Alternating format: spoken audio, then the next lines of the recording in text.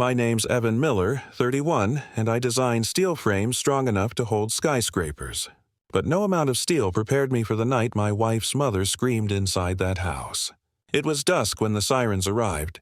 Red and blue lights cut through the fog like knives. I stood on the gravel driveway, shirt ripped, knuckles bleeding, and my neighbor, Mr. Donovan, was yelling, "Don't go inside." But I already had. The smell of gasoline still clung to my hands. Through the shattered window, I could see Meg Holloway's silhouette slumped near the fireplace, surrounded by symbols carved into the wooden floor. Behind her, the wall clock kept ticking backward. When Detective Hart asked how it started, I told her everything began 2 weeks earlier, with a letter addressed to the man who knows nothing. She thought it was nonsense. I wish she'd been right. If this story caught your heart, make sure to hit subscribe so we keep bringing you stories that dig deep into truth, guilt, and redemption. And don't forget to tell us in the comments where you're watching from. We read them all, and your words keep us going. I found the envelope wedged under our doormat, but it had Meg's name, not ours. At first, I thought it was junk mail. The paper looked too old, yellowed around the edges, the handwriting jagged like it had been carved more than written. When I bent to pick it up, I noticed something pressed faintly into the corner, a circular seal with numbers around it, almost like a bank stamp. 1903. That alone sent a chill up my arm. My wife, Laura, was finishing her coffee when I brought it inside. "Your mom get any weird mail lately?" I asked, holding the letter between two fingers. She frowned. "She barely checks her phone, let alone mail. It's addressed to her. No return address? Want me to open it?" She hesitated, then shrugged. I slid a knife along the seam. The smell of dust and something metallic drifted out, like rust. Inside was a single sheet of ledger paper, folded twice. On it, written in dark red ink, "Don't let her return home until the clock stops." No signature. No explanation, just that. Laura laughed nervously. "Okay, that's creepy. Someone's messing with her." I nodded, but something about the ink bothered me. It wasn't faded like old writing. It looked fresh, still wet in places. When I held the page under the kitchen light, the seal at the top gleamed faintly. First National Bank of Black Hollow. I'd never heard of it. And embossed beneath the words were tiny initials. E.H. Laura pulled the letter from my hands and stuffed it back in the envelope. "We're not telling Mom. She'll spiral. You know how she gets with that house." She was right. Meg Holloway, my mother-in-law, believed her family farmhouse was alive. Ever since her father died, she'd called it the Holloway Heart. She claimed clocks stopped when someone in the family lied. I used to think it was folklore. That night, though, I kept picturing that seal 1903 and the line, "Don't let her return home." What clock? Why, until it stops.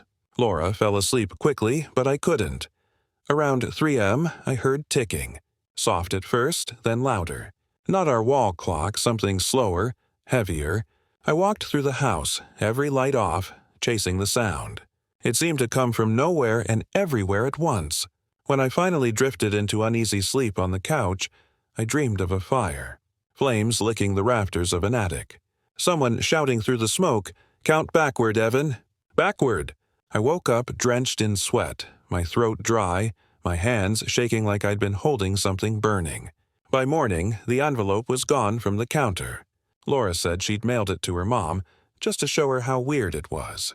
I wanted to argue, but she was already packing an overnight bag. "She called last night," Laura said. "She's going back to the farmhouse this weekend. Says she feels called." Called by what? Laura didn't answer. The drive to Meg's place sank heavily in my chest. The last time we visited, every clock in that house ticked out of rhythm as if they were keeping time for different worlds. That evening, as rain streaked the windows, there was a knock at our door. Laura looked up from her phone. "It's almost midnight." I peered through the peephole and saw a man in a dark coat, soaked to the bone. His eyes were sharp but tired. When I opened the door, he didn't wait for introductions. "You're Evan Miller." "Yes." "I'm your mother-in-law's neighbor. Name's Donovan." He took off his cap, rain dripping onto the floor, and held up a small, crumpled envelope identical to ours same seal, the same color of ink. "I saw that letter before," he said quietly. "It was in her father's safe. And for the first time since I'd met him, my rational mind had nothing to say. When I stepped onto the farmhouse porch, the floorboards groaned like they knew our names. The air smelled of wet cedar and old secrets. The paint on the railings had peeled into thin curls, like the place was shedding its own skin. Laura gripped my arm. "She hasn't fixed a thing since Dad died." "Maybe she likes it this way," I said, though the truth was the house made me uneasy the moment I saw it. The shutters hung crooked, and the front windows reflected the sky like blind eyes. Mr. Donovan waited at the gate, his hands tucked inside a faded army jacket. "You shouldn't stay long," he muttered. "This ground's wrong." "What's that supposed to mean?" I asked. He didn't answer, just tapped the porch post twice with his cane. "Listen close," he said, and the sound that followed wasn't an echo. It was hollow, distant, like the porch itself had a heartbeat. Inside, Meg stood in the hallway, dressed in gray, her hair pinned too tightly. "You brought him," she said to Laura. "Good. He's the practical one." Her voice carried strangely. Every word seemed to travel ahead of her, bouncing down the corridor. I could hear the same sentence repeat, faintly delayed, as though someone whispered it back from another room. The walls were lined with portraits of her ancestors' men in waistcoats, women with unsmiling eyes. Each frame leaned slightly forward as if they were eavesdropping. "Mom, what is all this about?" Laura asked. Meg ignored her, walking toward the parlor. "Do you remember how your grandfather built this place? He didn't trust phones. He said wires were spies." "I thought that was a joke," Laura said. It wasn't. While they talked, I crouched near the floor. Under the rugs, narrow holes were drilled along the baseboards. Perfect circles, polished smooth. I put my ear close to one and heard a faint hum moving, like breathing. "What are you doing?" Laura asked. "Listening," I said. Meg turned sharply. "Don't." Her tone was sharp enough to cut the room in half. "Those holes connect the rooms," she said quietly. "Every word spoken here goes somewhere else." "To where?" I asked. She hesitated. "To whom?" she corrected. Outside, thunder rolled. The lights flickered, then steadied. I followed one of the drilled holes toward the back wall, tracing it behind the piano until I found a brass tube hidden behind a vent grate. I pressed my palm against it. It vibrated. Mr. Donovan stepped inside, mud dripping from his boots. "Told you this house listens," he said. Back in the 50s, they ran sound through copper tubes in military eavesdrop projects. Your father-in-law used to brag about his whisper network. Guess he kept it running. "Where do the tubes end?" I asked. He pointed toward the kitchen. "Cellar entrance is under that rug. But you'll find it sealed. When we lifted the rug, the wooden trapdoor was bolted shut from above with new screws."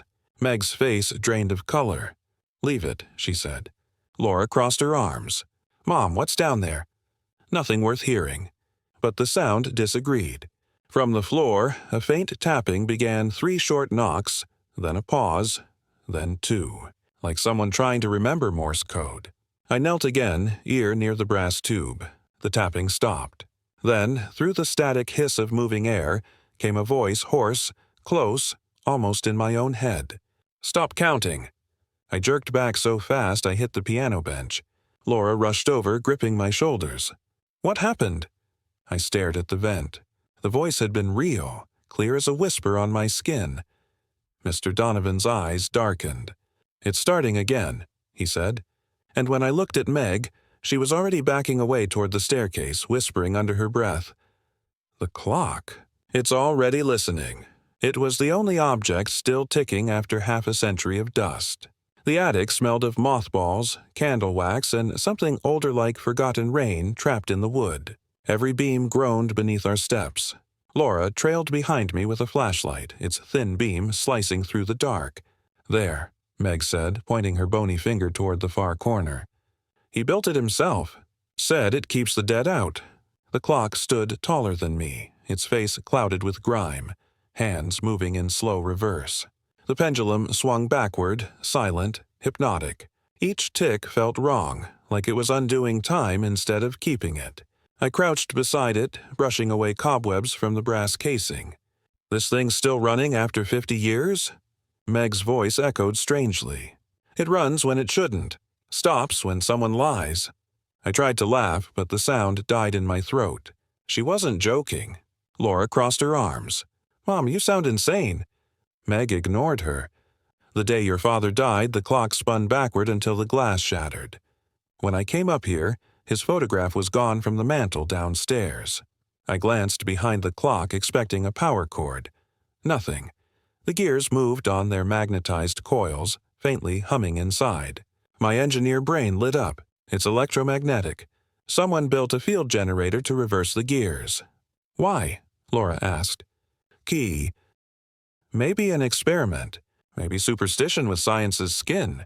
When I reached to adjust the glass face, the clock let out a small metallic sigh, as if exhaling. A folded photograph slid from a slot near the mechanism. I unfolded it carefully. It whistled sepia tone, edges torn. Meg stood outside this very house, smiling, holding a child in a white blanket. But the child wasn't Laura. Mom, Laura said softly. Who's that? Meg's eyes flooded with something between grief and fear. Your sister, she whispered. Or maybe your shadow. Laura blinked. I'm an only child. I turned the photo toward the light. The tear mark across the bottom corner revealed half a hospital seal. Helena Maternity and the letters LAU. It matched perfectly with the birth certificate Laura kept framed in our hallway. The missing edge. How is that possible? I asked. Meg stepped closer, trembling, because he made sure no one would ever find the rest of it. Thunder cracked outside, rattling the attic window. I felt the floor vibrate beneath the same low hum as those tubes downstairs. I pressed my hand to the wood. Something pulsed beneath it. Laura crouched beside me. There's air coming through here. Maybe a vent? No, I said. A cavity. We both froze as a single chime rang from the clock, deep, mechanical, and lonely. Then the pendulum stopped. Completely. Meg gasped. It's lying time again. The phrase crawled down my spine. What does that mean? But she was already moving toward the ladder. We need to leave this floor. The attic grew colder, the air thick like something breathing with us. I stared at the motionless clock, then at the photograph trembling in my hand. The magnet hum faded to silence. Laura grabbed my arm. Evan, do you hear that? At first I thought it was the wind, but the sound came from the wall behind the clock. 3 dull knocks, spaced evenly, patient. Hello? I whispered. No reply. Then 2 more knocks, louder, closer. Laura backed toward the ladder. It's a raccoon, she said, voice shaking. But raccoons don't knock like they're keeping time. I placed my ear against the wood. Beneath the surface, a faint voice whispered through the boards, each word caught between the beats of my racing heart. Count backward. The attic light flickered once, then went out. And in the dark, the clock ticked once, just once, before everything went silent again. Meg handed me a key shaped like a cross, but there was no keyhole in the house. It was small, maybe 3 inches long, cold as ice. The metal was tarnished, the edges carved with tiny ridges that caught the light like teeth. I turned it over in my palm. Something was unsettling about the way it fit my hand too perfectly, like it had been waiting for me. What's it for? I asked. Meg didn't meet my eyes. For remembering. Remembering what? She pressed the key into my palm and closed my fingers around it. You'll know when you stop trying to know. Then she walked away, her shoes clicking down the hallway toward the sitting room where the fireplace slept cold and gray. Laura watched her mother go, her voice brittle. She's slipping, Evan. None of this makes sense. Maybe not yet, I said, but even I didn't believe it. That night, after Meg went to bed, the storm outside started again. Rain slapped against the old windows like 1,000 small hands. I sat by the fireplace, staring at the flames that refused to catch. The cross-shaped key sat on the table, glinting orange in the dim light. I don't know why I picked it up.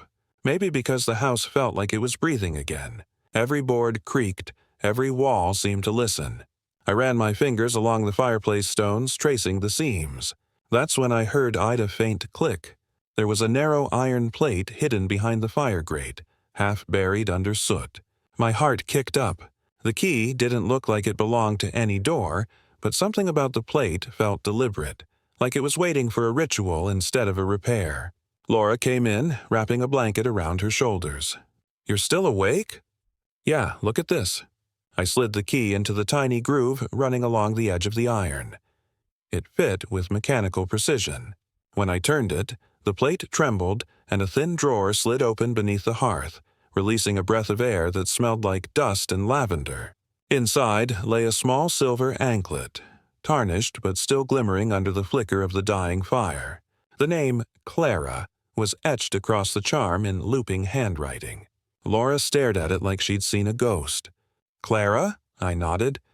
"You know anyone by that name?" Her lips parted, trembling. "No. I don't think so.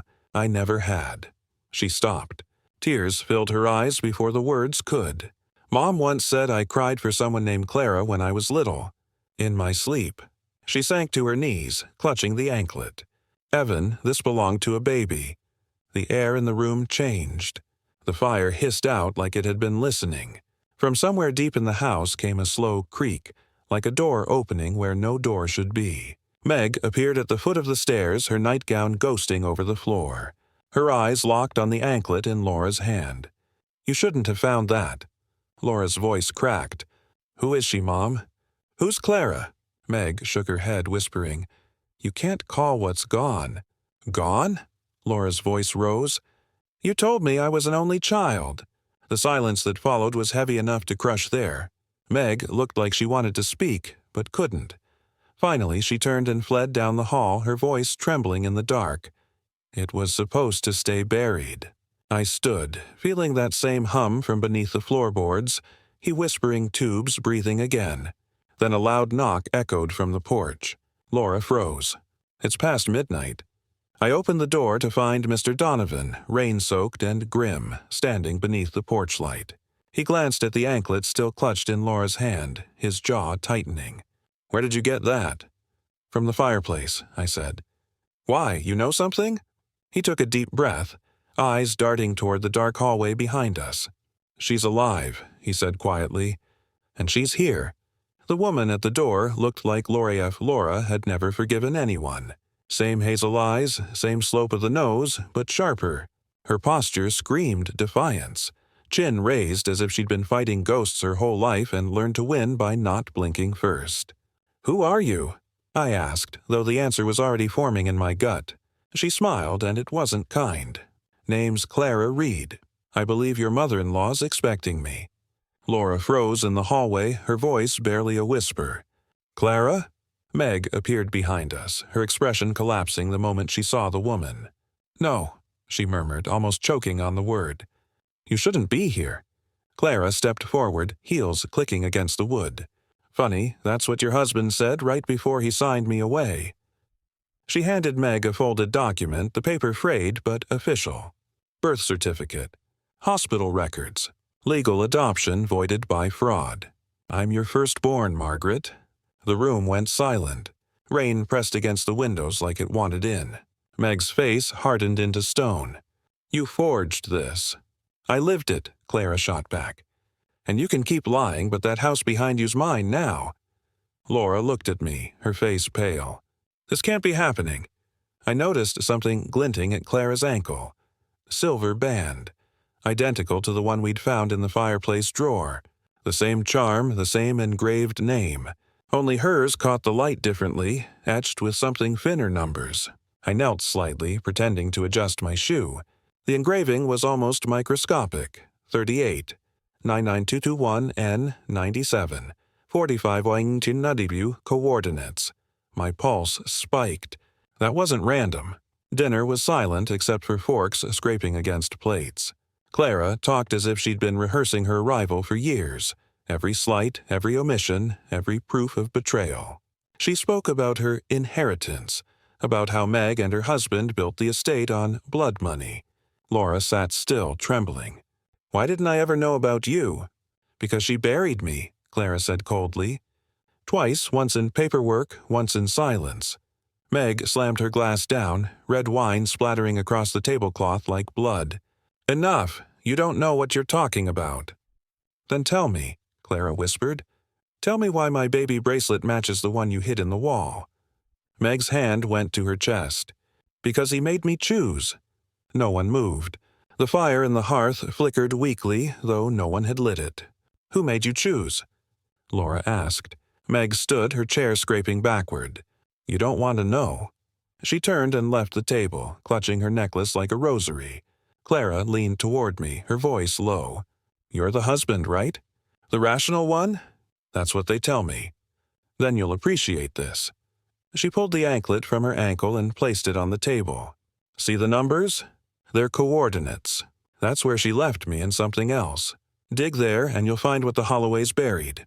Before I could respond, she was already standing, walking out into the storm. Hours later, after everyone went to bed, I sat alone by the fireplace. The coals were dead cold. I was turning the anklet in my hand when I heard a low whoosh. A small tongue of flame sparked in the hearth, alive from nothing. The anklet heated instantly in my palm. I dropped it, and it landed in the ash with a sharp hiss. Laura ran in. "Evan, what happened?" We both stared as the anklet melted silver, turning to liquid, flowing into cracks between the bricks. The fire burned hotter, the air shimmering. When it finally died down, the floor of the fireplace was no longer black. A faint pattern had burned itself into the brick, curved lines intersecting, looping back into the shape of a field map. At the bottom, still faintly glowing, were the same coordinates Clara had shown us. I reached out, brushing away soot. Beneath it, new words appeared, scorched into the stone as if carved by invisible hands. "Return what was taken." Laura whispered, "Evan, it's changing." And as the last ember went dark, a faint knock echoed from outside 3 times. When I opened the door, no one was there, only the smell of smoke and wet earth. But somewhere down the path, a woman's voice drifted through the fog. "I told you she's alive." The ash formed lines on the map of the property we stood on. Laura and I stared at the fireplace floor as dawn crept through the windows, turning the house from gray to gold. The pattern was unmistakable now. Faint lines looping across what looked like property borders, fence lines, and one marked circle labeled with the same coordinates etched on Clara's anklet. Laura traced it with her fingertip. "That's the orchard." "Your mom's orchard?" She nodded. "It's been dead for years. Nothing grows there anymore." Behind us, Meg stood silent, her robe trailing like fog. "That's because the ground remembers what it's been fed," she said. The words hit me harder than I expected. Mr. Donovan appeared at the doorway, hat in hand, eyes sunken from lack of sleep. "Whatever you're thinking of digging up, don't. Some roots ain't meant to see daylight." I turned to him. "You knew Clara was alive." He didn't deny it. "I knew her story." "That's not the same." Laura's voice cracked. "Then tell us why this house keeps showing us things." He looked away. "Because it's trying to confess." Meg flinched. "Enough," she hissed. "No more digging, no more letters, no more ghosts." But I was already grabbing my jacket. "If we don't follow this map, we'll never understand what any of this means." Laura hesitated, torn between fear and fury, but she followed me out. The air outside bit cold. Dew clung to the dead grass, and the orchard loomed ahead, oaks of leafless trees, their branches knotted like arthritic fingers pointing nowhere. The coordinates led us to the far end, where the ground dipped slightly near an old stone well. There, under a pile of rotted planks, my boot struck something solid. A hollow sound. Metal. We cleared away the dirt until the corner of a rusted box emerged, small, rectangular, and heavy. The lock crumbled in my hand. Inside were glass plates wrapped in brittle paper. I lifted one to the light. At first, it looked like fog trapped in glass. But when the sun hit it just right, an image appeared, faint but distinct. Meg's husband, standing beside 2 children and holding a shovel. Laura gasped. "That's him. That's my dad." She pointed at the children. One was unmistakably Clara, older than in the photo from the clock. The other, Laura. But the way her father stood between them, smiling faintly, felt wrong, like he was proud of something no father should be. There were more than 6 places in total. One showed the farmhouse under construction, the porch half finished. Another showed Meg holding a newborn, tears on her face. In the background, a man's shadow stretched over her. When I tilted the final plate toward the light, something else appeared. Shovel marks scratched into the soil near the rose garden. Someone had drawn over the photo in grease pencil, marking lines that formed a perfect X. The hairs on my neck lifted. "Laura, look." Her voice wavered. "That's the garden Mom still keeps." We both turned toward the house. Through the orchard trees, the rose garden glowed faintly in the rising light, dew sparkling like glass shards. Laura whispered. She told me she planted those roses the year Dad died. I ran my thumb along the photograph again, tracing the X. It lined up perfectly with where those roses now bloomed. Meg's voice carried across the yard behind us, hoarse and trembling. "Leave that ground alone." But the soil at the center of the garden looked new. The color was darker, richer, freshly turned. I dropped the glass plate in shock as realization slammed through me. These photos aren't just old memories. They're instructions. Laura stared at the garden, her hands trembling. "Evan, that's where she buried something." The air shifted, the wind whispering through the dead orchard like a warning. And then, faint but clear, came the sound of metal scraping from beneath the roses, like a shovel hitting stone. Laura clutched my arm. "Did you hear that?" I nodded, eyes fixed on the garden. Because no one was out there. The soil was moving on its own. The smell wasn't soil, it was formaldehyde.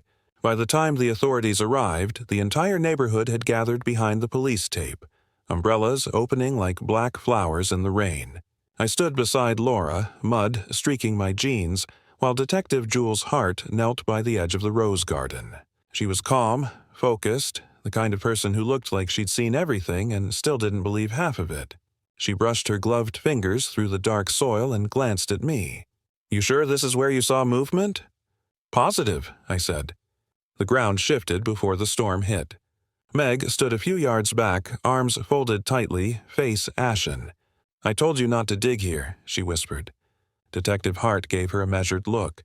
"Mrs. Holloway, when people bury something, the ground has a way of confessing." Two officers started digging, shovels cutting into the wet earth with dull thuds. The smell hit us halfway through, not the sweet rot of decay, but a sharp chemical tang that burned the throat. Laura gagged. "That's not dirt." Hart nodded. "Formaldehyde. Preservation fluid." When the shovel struck metal, everyone froze. The officers uncovered a small iron box about the size of a child's coffin. Hart crouched beside it, running her flashlight over the corroded hinges. "You might want to step back," she said. They pried it open slowly. Inside, wrapped in yellowed funeral cloth, were 3 porcelain dolls. Their faces were cracked, their eyes closed, their hands folded like they'd been posed for burial. Laura's breath hitched. "Oh my God." Meg turned away, trembling. It wasn't supposed to be found. Detective Hart lifted one of the dolls gently. Its chest had an engraving, faint but visible a date, May 12, 1989. Another doll read June 3, 1992. The third, September 15, 1995. Hart frowned. "Do these dates mean something?" I pulled out my phone, searching through old archives of local reports. The results made my stomach knot. Those dates match missing child reports from the old Holloway Township. 3 disappearances, same summers. Laura stumbled backward. "Are you saying my father?" Meg snapped, voice breaking. "He was trying to protect them. He preserved what couldn't be saved." Hart looked up sharply. "Mrs. Holloway, are you admitting your husband was involved?" Meg shook her head violently. "He wasn't. He was trying to undo it." Hart stood, holding one of the dolls to the light. "Undo what?" Meg's eyes darted to the house. "The experiments. The blood work. The ones who came before the sisters." The storm worsened, thunder rolling across the sky like cannon fire. Rain poured harder, flattening the roses around the pit. Lightning illuminated the attic window for half a second, and I swore I saw a shadow move behind the glass. Detective Hart zipped the evidence bags, motioning for her team to close the area. "We'll take these to the lab," she said. "But I'm not ruling out ritual behavior. This is too deliberate." As the officers packed up, I caught Meg staring at the dolls with something like recognition or guilt. "He said they'd follow me if I didn't bury them deep enough." she whispered. The words chilled me more than the rain. Inside the house, the power flickered, then died completely. Darkness swallowed the hallway. Laura lit a candle, its weak flame trembling in the draft. "Evan," she whispered, "where's Mom?" I turned toward the parlor, where the faint sound of the grandfather clock showed through. I hadn't wound it since yesterday. Lightning flared again, bright enough to wash the entire room in white for one breathless instant. And that's when I saw it. In the mirror above the fireplace, a figure stood behind me. Not a reflection of shape, solid and still, its outline wrong, its head tilted just slightly. The candle went out, and the ticking stopped. Mirrors don't breathe. But this one did. I didn't notice it at first.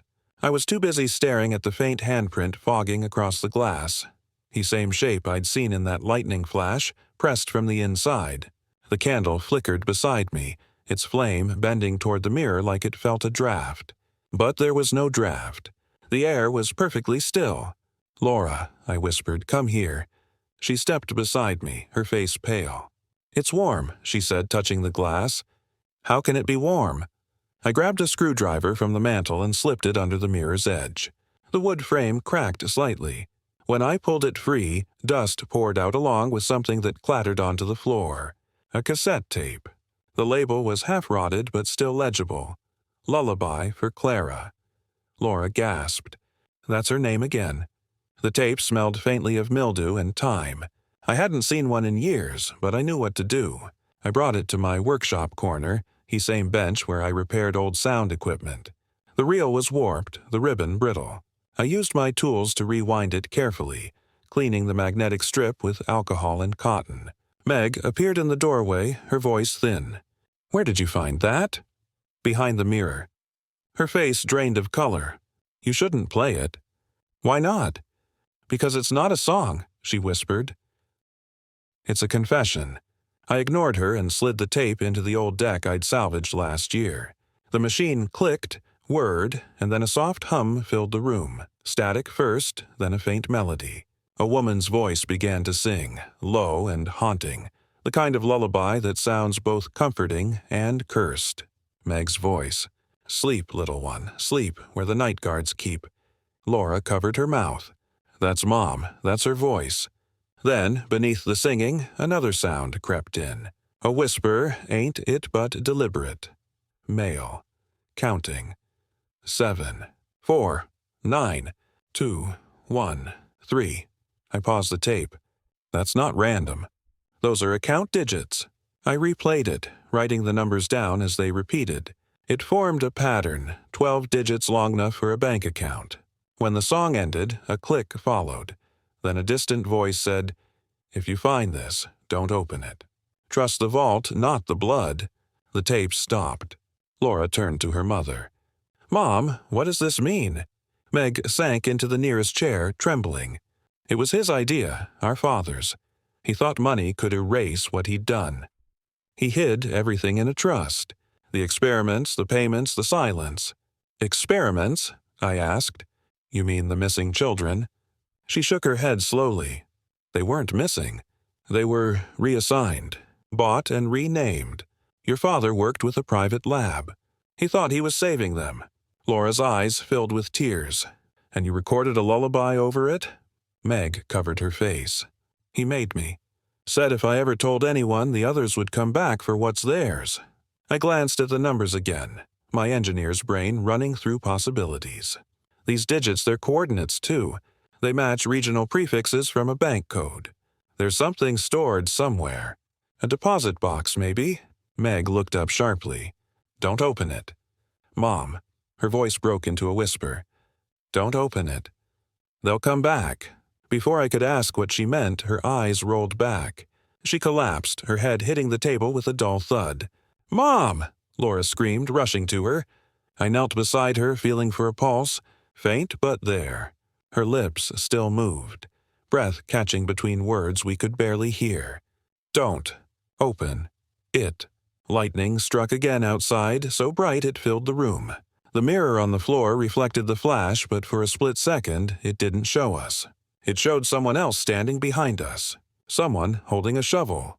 Then the lights went out, and the tape deck began to rewind on its own. The teller looked shocked when the box slid out like she'd seen a ghost withdraw it before. It was late afternoon, gray light bleeding through the bank's glass walls. The room smelled like paper and antiseptic, that strange mix of sterility and old money. Laura gripped my arm as the clerk rolled the small metal deposit box across the counter. Her hands trembled when she set it down. "Been a while since this one's seen daylight," the woman said quietly. "Signature authorization matches a Margaret Holloway and someone else." She pointed to the faded initials etched beside Meg's name. H. H. Laura swallowed. "Henry Holloway, Dad." The teller hesitated before leaving us alone in the viewing room. The door clicked shut behind her. The fluorescent light buzzed overhead like it was nervous "T-oo." I turned the key, and the lock released with a metallic sigh. Inside lay a single manila envelope stamped with a red seal. Archway Labs. Private Contracts. Laura frowned. "Archway? That's not a bank department. It's a biomedical firm," I said slowly. "They were shut down years ago for illegal testing." My fingers shook as I pulled the contract out. The paper crackled with age. Across the top, typed in perfect alignment, "Exchange Agreement. Holloway Estate and Archway Pharmaceuticals." Didinkur. Beneath it, her father's signature was old, confident next to a section labeled Specimen Procurement. Laura leaned over. "Specimen." I read aloud. "For each living specimen provided and sustained, Archway will transfer payment of $250,000 into the Holloway Family Trust. Deliveries to be made under medical supervision. All documentation to remain sealed for 50 years. The words blurred for a second. My mouth went dry. "This isn't possible," Laura said, backing away. "He was a doctor. He helped people." "Doctors help people," I said quietly. "Scientists test on them." She shook her head violently. "No, he would never." But the rest of the pages told a different story. Photographs of hospital wards, lists of patient IDs, initials that matched local birth records. Some entries were circled in red ink. 3 of the page numbers were missed entirely, torn clean out. I flipped the file over. Someone had scribbled dates on the back in pencil. May 12, 1989, June 3, 1992, September 15, 1995. The same dates Aaron graved on the porcelain dolls. My chest tightened. "Laura, those aren't random. They're tracking subjects." Her voice broke. "Subjects? You mean the kids?" "Yes, the ones they said went missing." She slammed her hand against the table. "Stop saying that. He didn't do this. He couldn't have." The light above us flickered. For a moment I thought I heard the faint click of a camera shutter, but it was just my heart pounding in my ears. Laura grabbed the file, flipping through again. "There's a lab seal here. Look." Embossed at the bottom of one page was a small emblem, an archway surrounded by Latin words per sanguinem veritas. "Through blood, truth," I translated. When we stepped out, the teller was gone. The entire lobby looked emptier, quieter. Even the clocks had stopped ticking. Laura tucked the envelope under her coat, her hands trembling. "We need to show Mom." We didn't notice the figure waiting outside until we reached the car. Clara stood by the curb, rain dripping from her hair, her eyes cold and tired. "I told you not to open it," she said. "You just made it real again." Laura's jaw tightened. "You knew?" Clara nodded once. I was one of them. I didn't remember at first, but Archway did tests, blood trials, and gene mapping. They said it was to cure birth defects. They used us. Laura's face twisted in disbelief. "Used you how?" Clara stepped closer, rain running down her cheek like tears. "You really don't see it, do you? We weren't sisters by blood. We were replicas. We were both part of the same experiment." The wind roared between us, sweeping papers from the dashboard. I froze. "You're saying both of you?" She nodded. "Archway made 2 versions of the same child, and your father sold the patent." Lightning cracked overhead, reflecting in the bank's dark windows. Inside the glass, for just a moment, I saw our reflection. Laura and Clara standing side by side. And for the first time I couldn't tell which one was real. Blood doesn't lie, but it wasn't ours in the report. The DNA results came in 2 days later, sealed in an official envelope with the Holloway family name typed across the top. I stared at it sitting on the kitchen table, afraid to touch it. Laura sat across from me, hands clenched tight, eyes red from crying. Meg hadn't spoken since the night Clara's confession shattered what was left of our certainty. When we finally opened it, the silence in that room was heavier than the storm clouds outside. The letterhead read, Department of Genetic Research, Wichita State Laboratory. The first line made my skin crawl. Sample A, Laura Holloway Miller. Non-parental match to Margaret or Henry Holloway. Sample B, Clara Reed. Non-parental match to Margaret or Henry Holloway. Sample A and B 99. 997% genetic concordance. Laura's lips parted. We're the same person? I shook my head. Not exactly. You share the same genetic code. That's not possible naturally, Meg whispered. It was never supposed to be possible at all.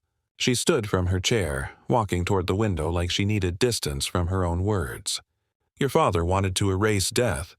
He said if we could replicate perfection, we could outlive it. But he didn't do it alone. Archway funded everything. I was just a nurse. I handled samples, checked vitals until the day they brought in the incubators. Clara's voice trembled. Incubators? Donor embryos, Meg said. Each with selective DNA coding. You two were part of the second phase. But when I saw what they planned to do to test memory imprints, pain thresholds, and growth differentials, I couldn't let it happen. She turned to them, tears carving tracks down her cheeks. So I stole you, both of you, switched your records, faked a stillbirth for one and an adoption for the other. I thought I could hide you forever. Laura stared, her voice a whisper. Then who sent the letter? Meg exhaled shakily. Someone who knew. Someone who helped me smuggle you out. His name was Robert Vallehy, worked in the same ward. He said if the investors ever found out the project survived, they'd come for the living proof. The clock, I said suddenly. The Horan backward as tracking lies. But what if it wasn't about lies? What if it was about time running out? Meg's face went pale. He told me the clock would stop when they were close. I opened the lab folder again, scanning the margins. At the bottom of the report, a sequence of coded initials caught my eye. DNV0452. My mind connected it instantly. DNV, I whispered. That's not a sample ID, it's someone's initials. Laura frowned. Who? I looked toward the window where rain streaked the glass. Donovan. Mr. Donovan, the neighbor who always seemed to appear right before things went wrong. I grabbed my coat.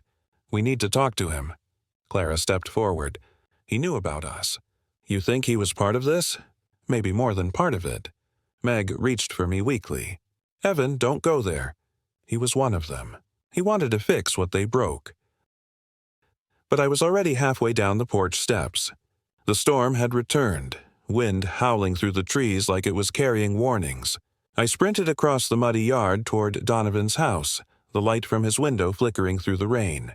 The porch creaked under my boots. His front door was ajar. Inside, the smell of oil and iron filled the air, the same sterile scent from Archway's documents.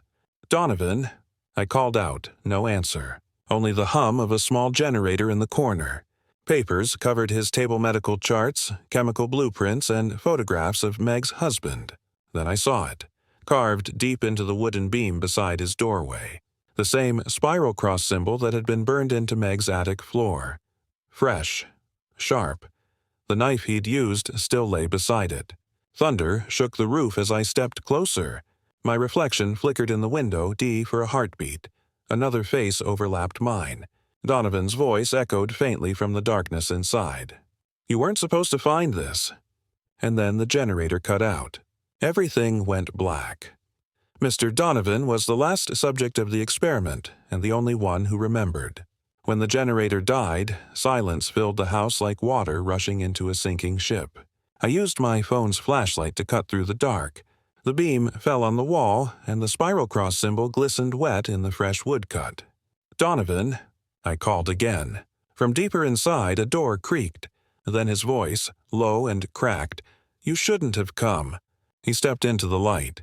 His face was pale, his eyes haunted by sleepless decades.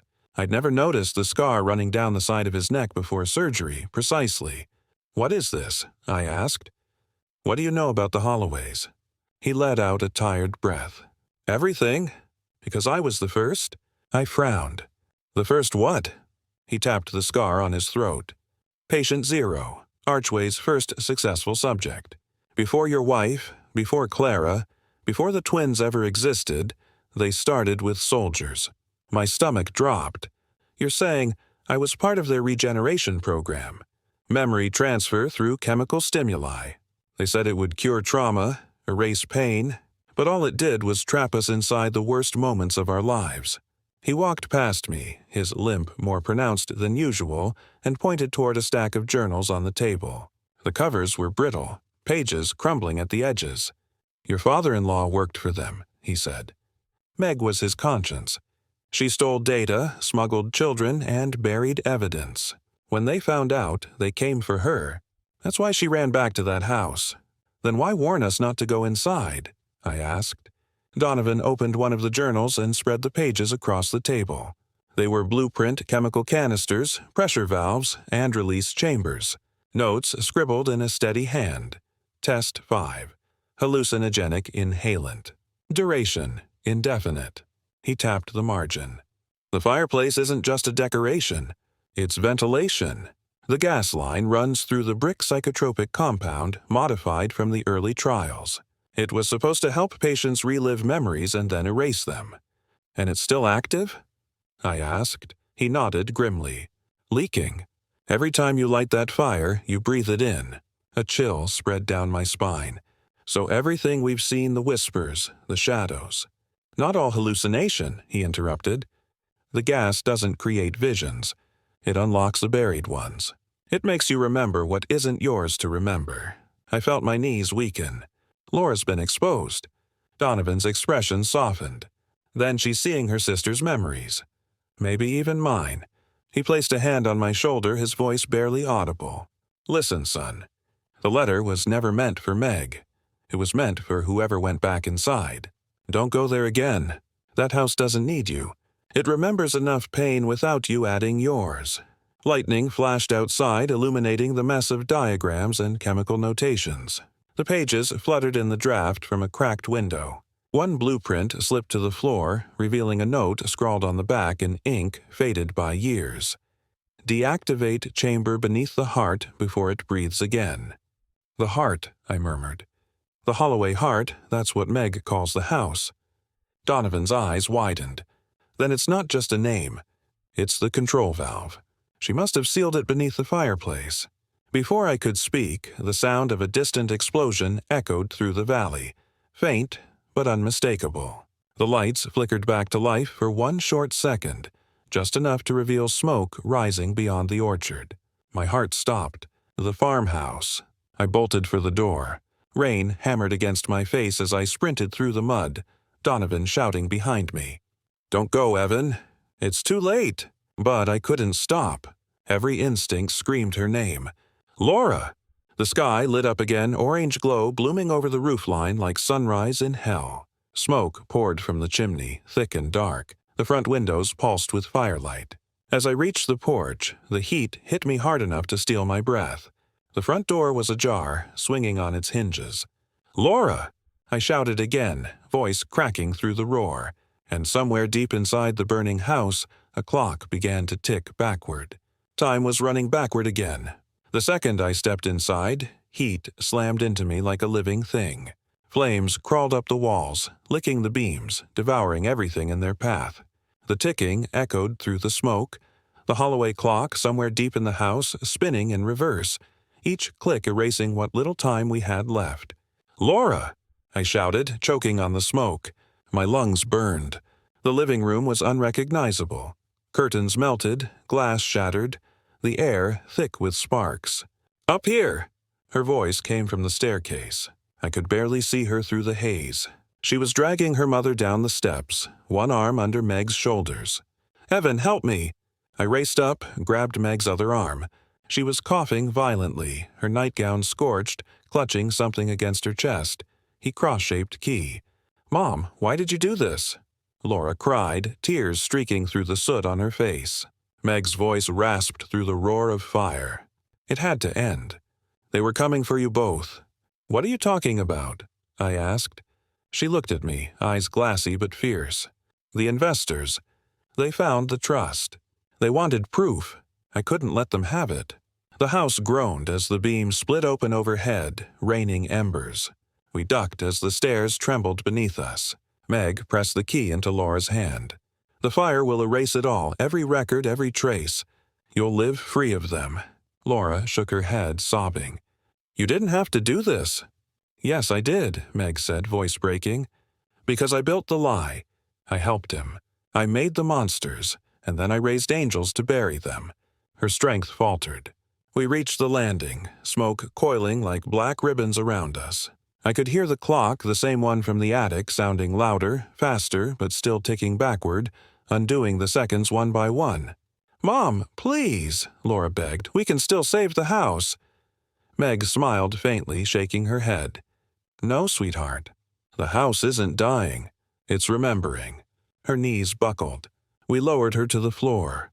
The cross key glowed faintly in Laura's hand, metal reddening from the heat. I looked around. The walls themselves seemed to pulse, groaning as the flames reached the ceiling. "We have to get out now." But Meg gripped my wrist, her eyes locking on mine. "You'll find a letter in my drawer," she whispered. "It was meant for you." I tried to pull her up again, but she pushed my hand away. "Go, take her. I'll hold the clock." The sound grew deafening, the gears grinding, turning faster, the face of the clock glowing orange behind the smoke. Meg crawled toward it, coughing, each movement slower than the last. "Mom!" Laura screamed. Meg reached the base of the clock, placed the cross key against its glass, and whispered something I couldn't hear. The pendulum jerked once, twice, and stopped. The ticking ended, and the roof gave in.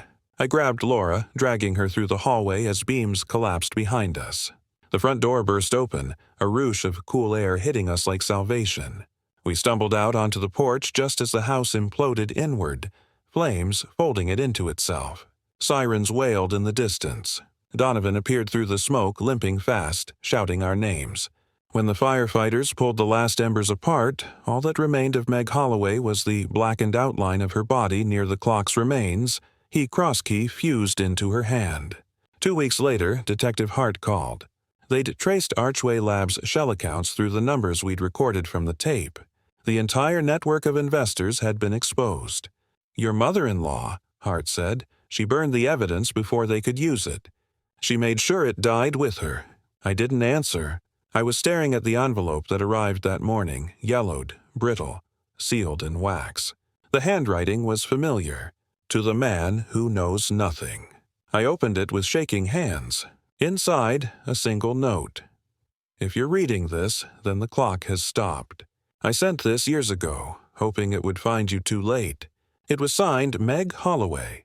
I folded the letter and placed it beside the charred cross key on our mantel. Laura whispered behind me, voice trembling, "Do you think she's finally at peace?" I looked at the ashes through the window, where the sun was rising over what was once the Holloway heart. "Maybe," I said softly. "But peace isn't free. It costs the truth." I turned to the camera, my voice steady, the weight of it all hanging in the air. Truth isn't what you find, it's what you're brave enough to face. Meg hid monsters to raise angels, and we paid for both. Subscribe for more stories.